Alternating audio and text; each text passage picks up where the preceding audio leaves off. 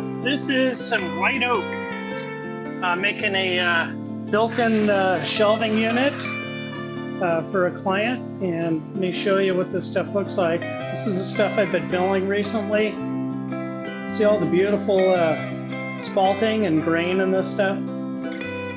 So these are two matched pieces, as you can see. Came off the same log, side by side. Just beautiful grain in these, huh? So all the color and stuff that goes on in here is from letting these things sit out in the weather for a few years. That's called spalting. So it just basically kind of grows mold, for lack of a better term, and fungus grows up through the inside of the wood, and that's what gives it all a character.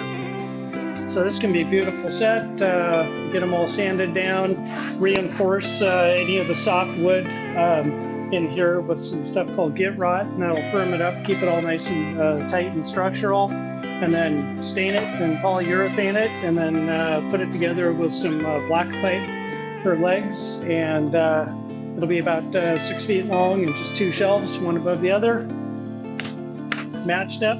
Nice, huh?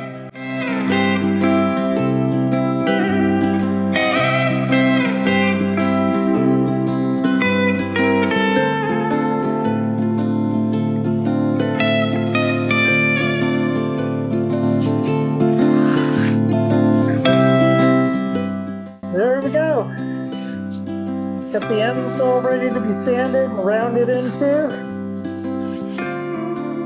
We're sanded down to 120 grit now.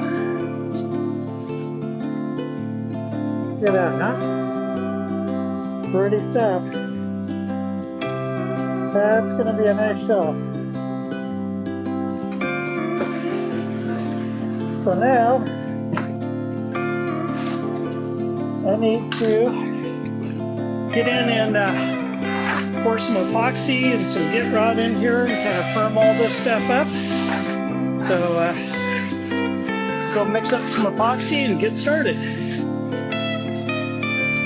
Okay, so I was talking earlier about a product called git rot. So it's like a two-part epoxy. It goes in and stabilizes anywhere where you've got soft wood. Down the center of this board, a lot of it is soft, so I went ahead and put that stuff on there. Fit it to this board as well, so we'll let that sit and harden up. In the meantime, I'm going to go ahead and mix up some regular epoxy and fill some of the voids in here. So we'll start mixing that up now.